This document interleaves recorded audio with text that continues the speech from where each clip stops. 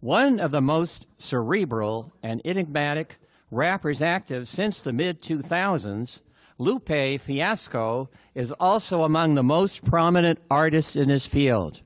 He energized hip-hop with his debut album 2006's Food and Liquor. The album met with rave reviews for its strong storytelling and mature subject matter. Lupe's star continued to rise with success of his subsequent recordings. He is dedicated to the mission of empowering inner-city youth as artists, activists, and global citizens through his foundation. Lupe's willingness to tackle socio-political issues in his music, on social media, and in the media has defined his career at large. Today, Lupe sits to talk with noted journalist, commentator, and author Roland Martin.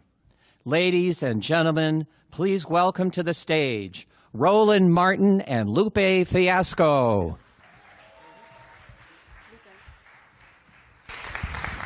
All right. How we doing? Good, good, good. Hello, hello. Hello, everyone. All right. Ramadan Mubarak. I won't be needing that. Can somebody explain to me how in the hell it's June 11th and it's 66 degrees in D.C.? I'm not quite understanding this weather, this place, but it's all good. Indeed, indeed. How are you, sir? Doing great, doing great. How are things with you? I'm good. Can't complain. All right, let's jump right into it. Yeah. One of the things that I find to be interesting when I talk to artists is that the public really doesn't understand that you guys are self-contained corporations, that you can't just think about show business. You have to focus on the business of show. What did you first learn, or when did you first learn that it's business of show and not just show business? Immediately, when I saw my first crooked record deal in high school, I was like, this doesn't look right. Like one page. Like, is there more to this?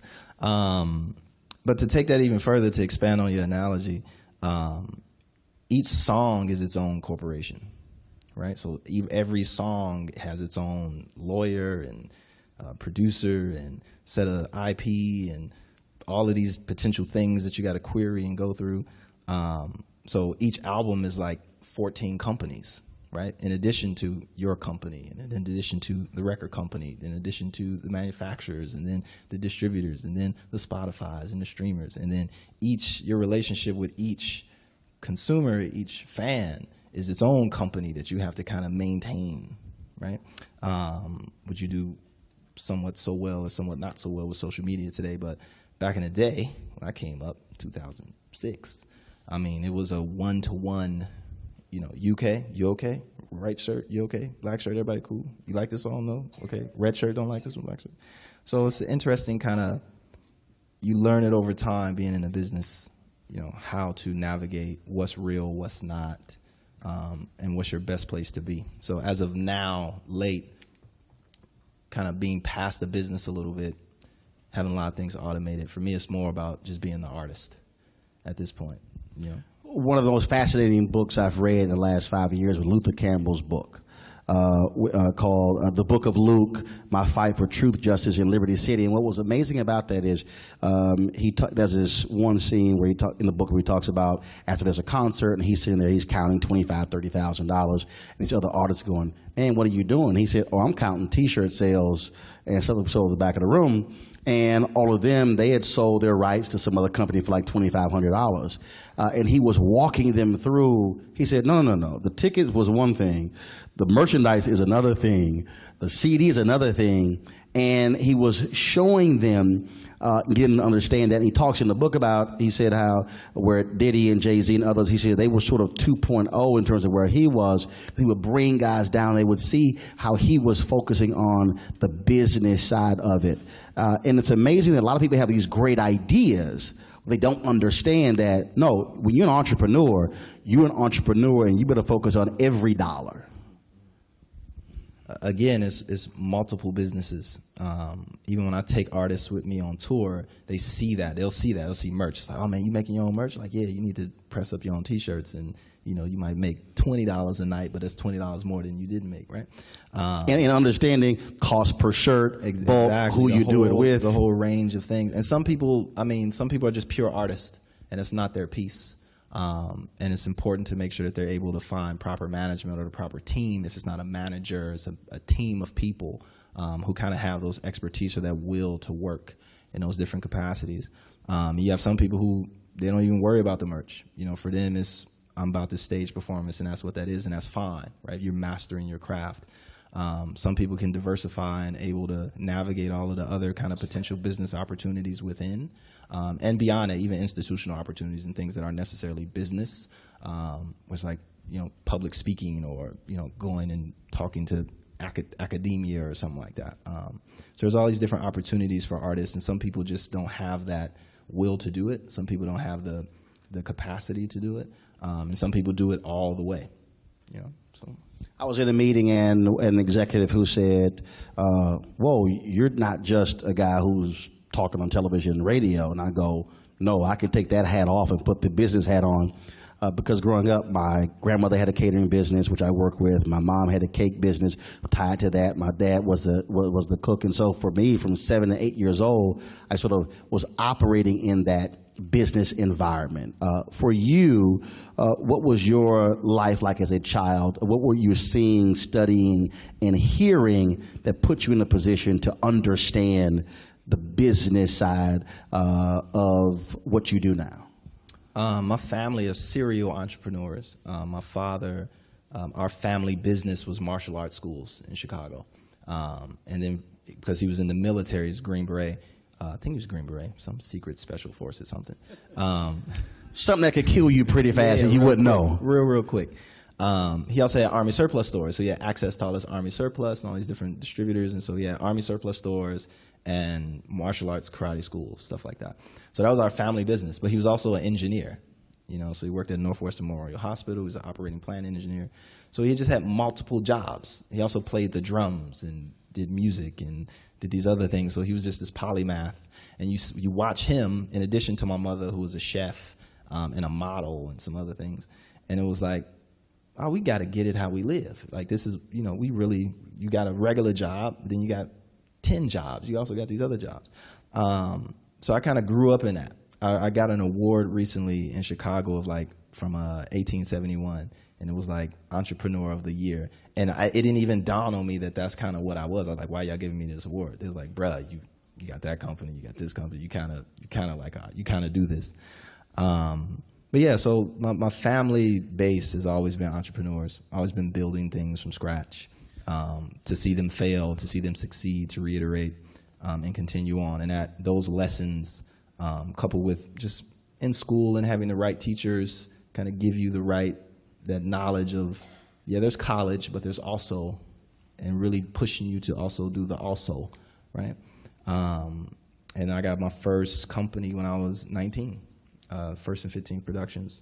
I was vice president. I was like 19, have no idea what to do, and we finna just learn this process and, had some stumbles, and here we are. Isn't it also vital that we sort of study the language? So, for instance, as you were talking, when you said, well, primary job and then 10 others, in the business world, that's called multiple revenue streams. Other folks will say, oh, no, that's just getting your hustle on. And I think what often happens is when we are talking to young folks, or even many adults, we might say multiple revenue streams from a business perspective. They will go, okay, I don't understand what that means. Well, no, you're actually doing it. And so they say, yeah, let's just get my hustle on. Yeah, it's the exact same thing. And so trying to teach folks the language of in one area that's the same in this community here, I think is important too. I took it one step further. About 5 years ago, I started something called SOSA, Society of Spoken Art, which is a guild for rappers, which introduces them to the fields of linguistics, semiotics, communication theory, computational linguistics, just a whole range of talking and speaking. And we have conversations about that, deeply, about the source of language, the use of language, when to use the dialect versus using the common ground, general speak, right, the general grammar. And then what are the effects of that, right? And it's very interesting that, we as rappers, we know how to do it, but we don't know what we're doing. So we've been kind of pushing that agenda for the past couple years. We actually got our first apprentice class, which is going to graduate in September. And you think you got a group of rappers sitting around discussing, the best grammar. Is it Chomsky, or is it, Lakoff? Is metaphor theory this or that? And some of the best rappers in the world. We're very secret, very private, so I can't give you the list of who it is, but we're on that. We're on that, okay, we've made it this far. Now let's get into the minutia. And is there power to be had in understanding the minutia of this thing that we use every day called language? Which also educates people really on the brilliance of what you do. 3 hours ago, when I was getting dressed, someone posted a video of Brett Favre and John Gruden, and Favre was calling out these plays and was saying stuff that to me was Mandarin. And I said, too many people, you think a football player is dumb. They wouldn't have any idea of how the plays, and he was remembering plays from 30 years ago and just calling things out. Well, the same thing. When you look at when Ice-T did his documentary on rap, how Chuck D, how he sits and writes music and how he goes through it. I mean, the brilliance of that, and I think a lot of folks simply don't appreciate that it's not just somebody just getting up spouting something. No, I mean, there is thought. There are things behind it that plays a role in terms of why folks have been successful for more than 20, 30 years. I mean, we're masters of metaphor, we're masters of the narrative. And if you look at how metaphor is relevant to every capacity of life that we use, that we walk, some metaphor is so tiny that we don't even recognize that we're actually using it. And what happens when you make people who basically sell metaphors for a living, i.e. rappers, who for a long period of time had no idea that there was a structure behind that there was a system behind that it had impact beyond the arts, right? That is referenced in politics, that is referenced in the social, it's referenced in the corporate, it's referenced across all these different fields. And it's interesting to see the eyes light up of some, even my own eyes, to read something like, wow, I never knew that had that type of impact. There's definitely a thought process that's much deeper than entertainment. It's much deeper than that, and that's one of the things that we're kind of pursuing actively now, to see what is beyond that frontier, right? As you've talked to the folks who are coming through your program, are you seeing them, where the light goes off for them when they realize that that this is not just about being on stage and performing, that it really is about you are creating something that is providing jobs, benefits, and resources to multiple numbers of people, and that in many ways that then spins off to people who are buying homes and then who are saving money and sending their kids to college, and so it's just much bigger than just a song, a hook. It really is. No, this is an industry. I call it the song of life, right? Songs in the key of life, to quote one of the masters. Anybody who has that CD? Okay, you don't know that was Stevie Wonder. Nudge the person next to you, go, okay, I need to download that. But it's the idea of meeting you where you are. You're already a master of narrative. You're already a master at storytelling. What if I could show you that the whole world is built on stories, that large parts of corporations are built, live and die based on their ability to tell a story, to craft story, where it's internal corporate messaging or outward branding messaging or whatever that is, right? However they choose to present themselves to the public. And that you 12-year-old girl from Compton, are a master of that right now. And that you can apply that skill set and that framework across all these different dimensions. And to kind of see that, to go back and say, hey, let's add, entertainment, sneaker deal. Let's also add head storyteller at Fortune 500 company. Like, let's also add, teacher. Let's add professor of linguistics as it relates to rap, with a focus on rap and the ghetto terminologies of things, or whatever you want to call it, right? And really see that, be on par with, you're on par with MIT's language department. You're on par with Caltech's computational linguistics department. You're on par because you're operating off these same things, but you can turn around because you're a poet. Not only can you grasp the didacticness, the instructional of it, you can also speak to the heart, right? And you can do that, but you can also speak to the feeling, and then you can speak to across all these different ranges, right? So how does that redefine your role as a rapper when you present that unquestionably and objectively to the world, right? We'll see. I mean, this is probably the second time that I've spoke about Society of Spoken Art in public, but it gets to the point of, in my space that I know and I master, that I didn't go to college to pursue. Now I'm turning around and colleges are coming to us, right? And then how can we repeat that process and replicate that process and expand that process and give something that people may tend to overlook, or just say, oh, that's just for, that is just a entertainment pastime. And it's like, no, this can potentially shift world culture, shift narrative, shift philosophy, shift the next generation's points of view and their relationship to an art form, which is now witnessing and recognizing and realizing that it's really closer to, the fundamentals of life and how we do things. How do you walk someone through the process of who is afraid of the largeness of a vision when other people don't get it?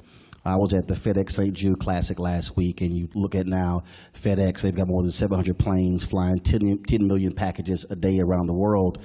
Yet when the founder was in college, he got an F on his paper because his professor said this would never work. He's a multiple billionaire now, Mr. Smith. And it's interesting to me when people, they stop pursuing something because other people said, you're nuts, that's just not going to work. I had my math teacher, and from a personal point of view, my math teacher in high school, I always had remedial algebra all the way through high school. I had honors, everything else, but math, I was a dummy. Bro, I'm with you. I still don't know. I talked my way into a passing grade in college in algebra, and I told him I can count money. That's funny. I don't know what the hell Pythagoras' theorem is. My teacher actually was like, this isn't for you. I'm going to just give you a D so you can pass because I like you. And let's talk about these other frontiers for you, because that was the same grade I talked myself into. I got you. Yeah.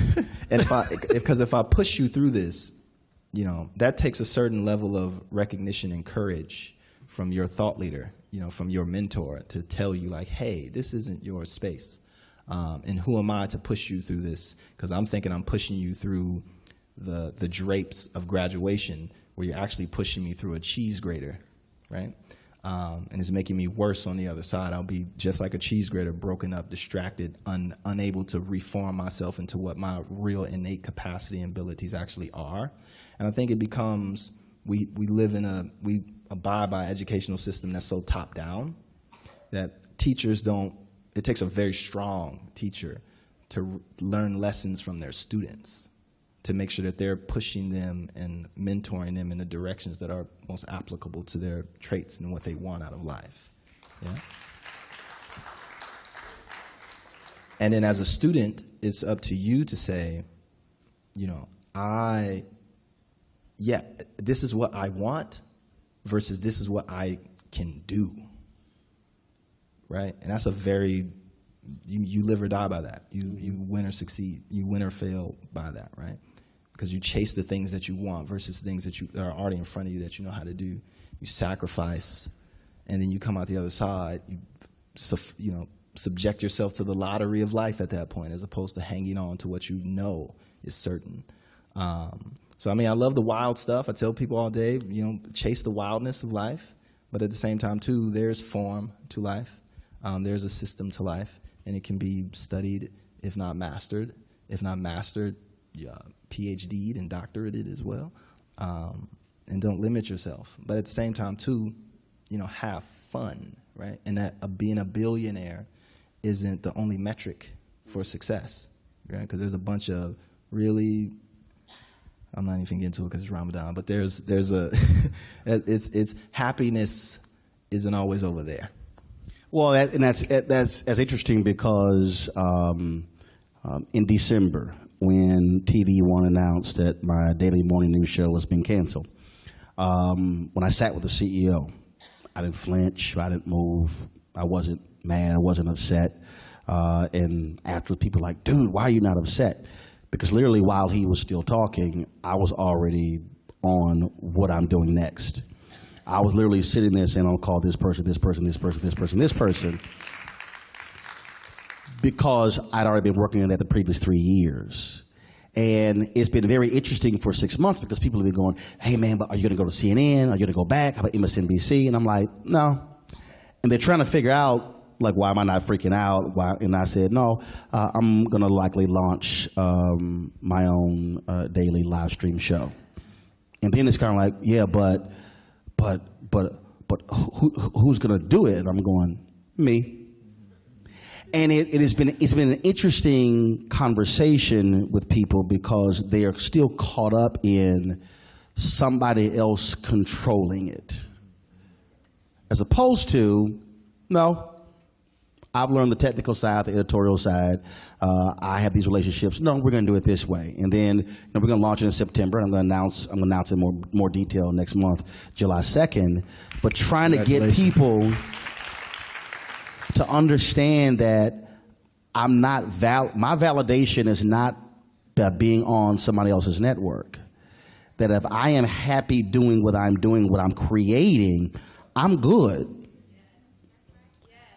That to me is something that I think we also have to really begin to teach folks. This idea that your validation, your notion of greatness of what you do is not because somebody else says that's it. There can be no community without self-sufficiency. Yeah, you can't have group dynamic without a personal dynamic, right? A personal ability to add to the pot, even if it's that in your own special way, right? If you can't bring something to the table by your own two hands, walked on your own 2 feet, then we have a problem, right? We get into, I don't know if Leroy should come up in here because he don't never bring nothing to the potluck, right? It's like, Leroy, what do you know how to make?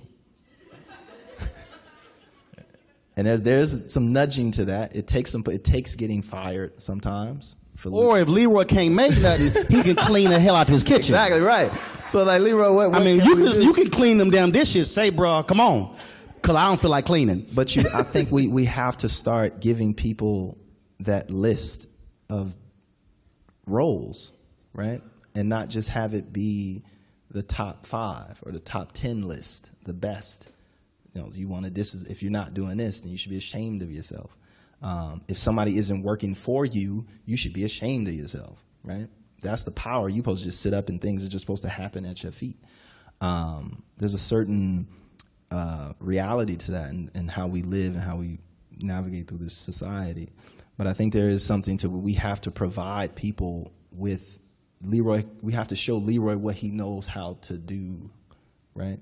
But also I think change thinking. And so when I think about that is I was in Barbados and I gave this speech. Somebody heard me talk about it. And I've been preaching this concept of Me Inc. And what Me Inc. is that you don't think of yourself as an employer.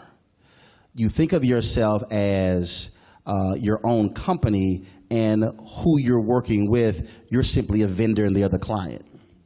And we talk about the whole hustle part and multiple revenue streams. My job is to get other clients. So this one client says, we no longer do business. I could just move over here and I'm perfectly fine. And when I say Me Inc., I try to get people to understand that I need you to walk into a place of employment where you're thinking like a CEO, talking like a CEO, and you begin to ask questions that you may be outside of what you do every single day. And something very basic I ask people, I say, and granted, we barely use these days, I said, but who buys the Post-it notes? Who buys the pens? They just appear in a supply closet, but you got to ask the question, somebody had to buy that, there had to be a process, and who actually paid for it. So when you go in and grab just 5 packs, well, guess what? Somebody's paying for that. And when I throw that out to people, they go, I never thought about it that way. I said, because you don't think like a CEO. And it causes people to look at their job differently because they're so invested in this one company. I keep saying, look, when they ready to lay you off, no matter how you came in early, you stayed late, you were committed, but you are a line item on a balance sheet. And then when it's time for you to go, that's it. And it has caused people to totally change their view because they go, I never saw myself that way. So even as an employer, you still should think like it's Me Inc., where you are the most important shareholder in your life. And don't forget the stakeholders that are around you. Make sure I can't see that sign, y'all. There's a white sign in the darkness. I don't even know what that even says. You can holler it out. Right, just thank you very much. Okay, thank you. okay. They could have texted me. I'm like, I can't see that sign, and I don't have glasses. Well, go ahead. No, it's an important point. It's very, very. The people that I vibe with normally, just instantaneously, are people that are systems people. They think systematically. They think throughout the system. They don't think in a programmed way, trained. They think about how one effect affects the entire system. One happening affects everything. And those are the people that are most agile. Those are the people that have the most sustainable solutions, right? The most readily available solutions to really turn on and turn key immediately. And there's something to that, but it is still something that needs to be mentored, and it still needs to be something that needs to be tutored into a person, so they can see it and have the case studies and taste the failures and taste the defeats, but also taste the successes and the championships and what it takes to become a systems thinker, to think about, here's this traumatic event, let me just focus on the dude who got shot and the dude who shot him, but you're not thinking about the kid across the street who was upstairs who heard the gunshots. Right, and he's the guy who's making the decision whether he's going to become, the senator, or if he's going to, let that fear kind of collapse him back into just becoming something milquetoast or mediocre. But that's the part of it is like when you step into a situation. Let me look at all the pieces and parts of this. To your point, Post-it notes, pens, water fountains, the lights, the janitor. Let me, really immerse myself, even if I don't get the job. Mm-hmm. Right? Even if I'm interning, even if I'm just, I don't want to call it goofing off, but just to be constantly aware of all of the parameters of the system not going down. So, that's one thing that for you entrepreneurs out there, whatever level of success that you are in, there's something to thinking system-wide as opposed to just thinking about your specific role. I'm a huge reader. I still read 7 to 9 books at one time. I used to read 300 books a summer as a kid. And there's always something you can take away from a particular book that helps you with business and understand different things. There's been a particular book that you've read that folks might be shocked by, where you really learned a lot from that just wasn't traditional. Yeah, there's a brother named Dr. Vincent Brown, who's a professor of history at Harvard, who I work close with on some projects, actually with Society of Spoken Art in different ways. But he wrote a book called The Reaper's Garden, and it's about The Reaper's Garden. The Reaper's Garden, okay. And it's a really focused, detailed account of slavery specifically in Jamaica. But he kind of goes around the area, that arena, and the relationship between Great Britain and Jamaica in that whole piece. Why that specific piece? Maybe because it's in English. It's probably it's the latest part of the slave trade, so it's probably the most documented. You get to see the whole piece, as opposed to if you focus on Spain or Portugal or something like that. But anyway, somewhere in the midst of that book, he brings up, oh, no, I'm so sorry. I was going to go off on a super tangent. Apologize. It's not in that book, but get that book. It's nice. What I meant to say is I am not a reader. I watch documentaries. Okay. So I get my fix. And was watching Skip Gates. And he did a piece on slavery again. And he went a piece on Haiti. Mm-hmm. And he was talking about how in Haiti, once they overthrew the French, the Haitians, the ex-slaves, were so dejected and disgusted about their treatment that they went and they destroyed all the plantations. They destroyed all of the machinery. They destroyed everything, the roads, because everything on Haiti was built for the advancement or the propagation of the slave trade. So all of the roads, anything that reminded them of slavery, was such a painful part to them that they destroyed it. And then what happened was they also destroyed the only thing on the island that made money. And it was the Haitian mistake, air quotes on mistake is what I called it. And it was, again, a systems thinking. It's a paradox, because in one capacity you applaud that, actions like that. You say, yeah, let's stick it to them. But who are you really sticking it to? Right. What trap have you put yourself into? When do you let the emotions cease? Mm-hmm. When do you let the intellect take over? Right? When do you think of the long term versus the short term? When do you think of the public versus the personal? And that is an example of the most dire condition, the most prima facie example of that. But then you think of something like the Holocaust, where Auschwitz is still standing. You can visit it today. It's a museum. I've been there. Never forget. Never forget. Right? And then what does that empower? Right? So it's so many things in that as a poet that I can start breaking down mm-hmm. and going into the rabbit holes of making that make meaning. But that idea of the Haitian mistake always sticks to me, and I carry it into business. I carry it into everything that I do. It's like, look, hold up, before I get super mad at this dude, or super mad at this situation, or kick this producer out of the studio, or do this, that, right? It's like, let me just make sure I'm not making the Haitian mistake, right? Mm. Right?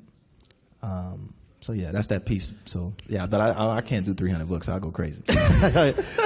Well, I know you don't, so you don't read. Luckily, this was a document. I read, but I don't read. That's what I mean. Well, you said I don't read, but I got you. I listen. I got you. I read with my ears. Well, luckily this was a documentary and a book. So that was a documentary on Jerry Weintraub. Mm-hmm. And if you're an entrepreneur, or you want to be an entrepreneur, you should get this book. It is not a business book. It is not.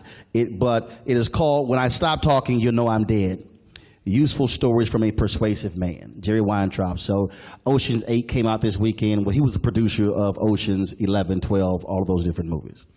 And it is an unbelievable book because he's talking about all his different stories and companies he's run and mistakes that he's made. And he tells this great story in the book where he was promoted for John Denver. And they were somewhere, and John Denver was just going crazy. He was calling every single day. He was losing it. And so he calls Jerry, and Jerry says, "John, it's okay.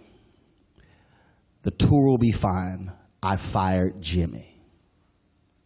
John goes, "Thank God. Is that going to fix it?" He said, "Yes." So John Denver goes back. He called all the crew together.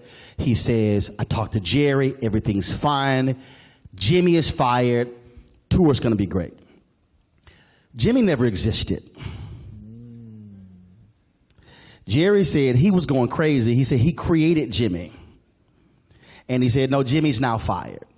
And there's all these different stories in the book. First of all, it was hilarious as hell that he would think this one dude is responsible for the whole tour being screwed up. I laughed because I did that. I had Samuel Daniels, who was my agent. And if anybody random came up to me, he's like, "Hey, let me check out this mixtape. I need to run it. You want to come do this show?" I'm like, "Oh, yeah, talk to Samuel Daniels." Yeah. And it was me like, "Yeah, what's going on? So let's talk this business." You created, and it was just an amazing, and he has all these different stories that you can learn from as an entrepreneur, as a person who's a visionary. And I was reading on the train, and I finished, and I said, I need to tell this dude. I mean, his book was just phenomenal. So I called the studio. He was on the lot, and I called the office, and I said, "Hey, I want to speak to Jerry Weintraub. I just want to tell him how great the book is." And then they said, "Well, he's not in," and leave a message. Great. About 15 minutes later, my phone rings.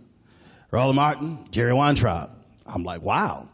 And so we ended up talking. I just told him how great his book was. And he goes, he's like, "Well, I really appreciate that." He said, "You get out to L.A.?" I was like, "Yeah." He said, "Well, next time you come, I'll take you to my favorite eating place." And so he gave me all of his numbers, cell phone, home number. When I went to L.A., we met, had this 3-hour lunch. It was unbelievable. But it was one of those books and one of those documentaries that I don't care where you are, you can learn so much from that's not traditional. And the point there, this is the last question for you, is for people to understand, you don't have to learn things to be an entrepreneur solely from MBA books, or solely from business books, or solely from business documentaries. You have to look at multiple places where you can learn things from and take something from and apply to what you're trying to do. What was the question? For you to expound on that. Oh, Teg, it's an expansionary piece. See, that was so like an assist. That's summed up. You want me to... autograph. You just painted it. You autograph to paint. I mean, the book of life, right? The school of life. These aren't arbitrary phrases or metaphors, right? It is a learning experience, right?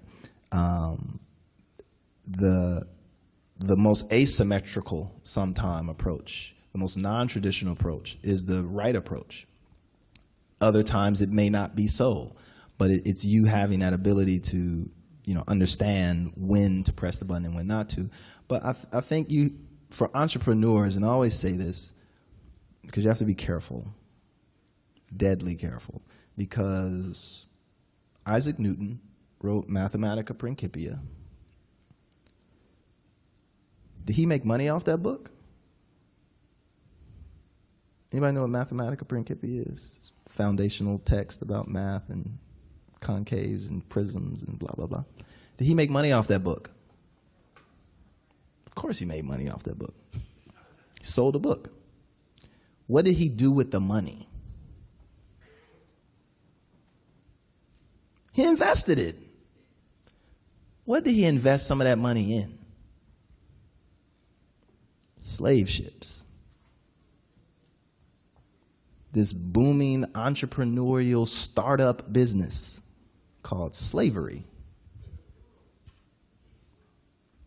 right? Where financial models that we use today in banking systems all around this world, that you go into Wharton and Chicago School of Booth School and to learn these mathematical configurations to chop up insurance rates, were built on How do we keep our profit if 40 people die? Right? So be careful about the business that you're in. You got to come from the heart. You got to work from love. Making $1 billion isn't a success. Exiting isn't a success.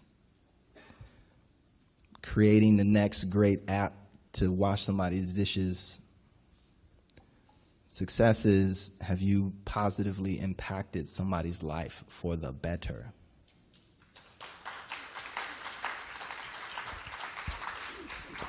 And that was a conversation I literally had with someone where we were going, but we're going to pay you this. And I go, no, I care about what I'm doing, not just what you're going to pay.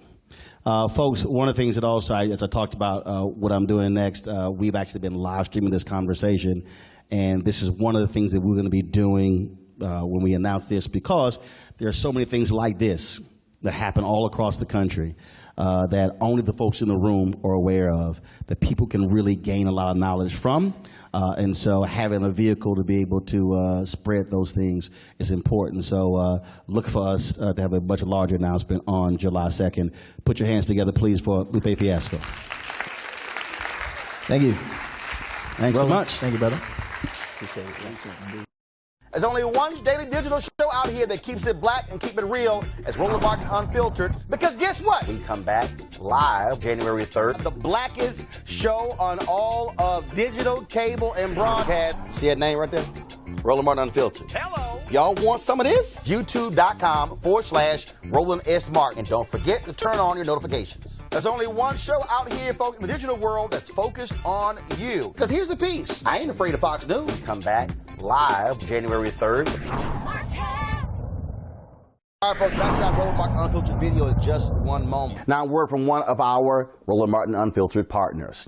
You've heard me say it before, and I will say it again. Write down this website, marijuanastock.org. That's marijuanastock.org. I'm going to tell you why it matters. Legal marijuana has grown to become a $9 billion industry in roughly 6 years. Forbes magazine predicts the market will continue to grow to nearly $50 billion in the next 10 years. So whether you like it or not, legal marijuana is a growing industry, and it is only going to get bigger. Now, if you're an investor, you get it. You look for business models that are easy to understand in industries that are trending up. Our friends at Transatlantic Real Estate made their business very simple. They buy land that supports legal marijuana operations and lease it to high-paying tenants. So you are investing in the landlord of a licensed marijuana farm. Stop working so hard for your money. Let your money start working for you by investing in the legal cannabis industry.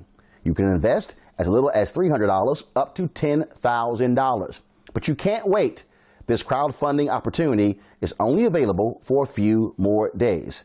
They say that you either make things happen, watch things happen, or sit around wondering what happened. Don't be the person watching and wondering. Don't let another investment boom get away from you. It's time to make something happen for you, your finances, and your family. And don't forget my pro tip. To be included, you must complete and confirm your application. And be sure to complete the process. Go to marijuanastock.org. That's marijuanastock.org. Get in the game, folks. Do it now before time runs out. Now back to your Roland Martin Unfiltered video. You want to support Roland Martin Unfiltered? Be sure to join our Bring the Funk fan club. Every dollar that you give to us supports our daily digital show. There's only one daily digital show out here that keeps it black and keep it real as Roland Martin Unfiltered. Support the Roland Martin Unfiltered daily digital show by going to RolandMartinUnfiltered.com. Our goal is to get 20,000 of our fans contributing $50 each for the whole year. You can make this possible. RolandMartinUnfiltered.com.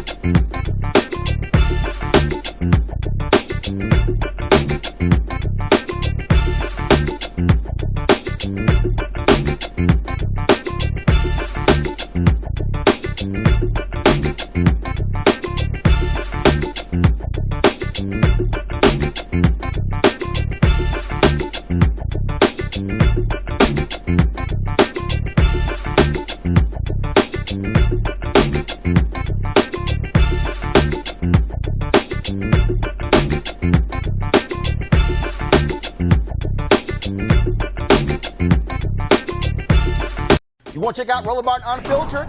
YouTube.com/Roland S. Martin. And subscribe to our YouTube channel. There's only one daily digital show out here that keeps it black and keep it real. It's Roland Martin Unfiltered. See that name right there? Roland Martin Unfiltered. Like, share, and subscribe to our YouTube channel. That's YouTube.com/Roland S. Martin. And don't forget to turn on your notifications so when we go live, you'll know it.